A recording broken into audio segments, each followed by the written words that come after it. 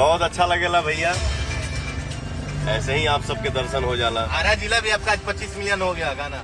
तो दोस्तों power star Pawan Singh ने दबंग सुपरस्टार खेसारी लाल यादव के संघर्ष फिल्म के बारे में बहुत बड़ा बात बोल दिया, जिसे सुनकर आप लोग चौंक जाएंगे।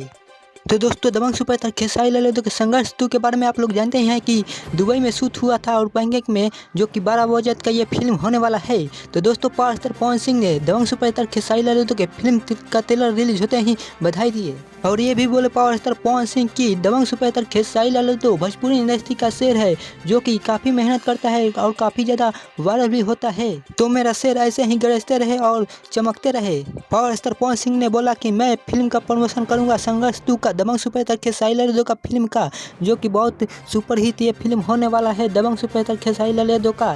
तो दोस्तों पावर स्टार पवन सिंह और दबंग सुपरस्टार खेसारी लाल यादव का जो भी झगड़ा हुआ था वो बीच झगड़ा खत्म हो चुका है, जो कि दबंग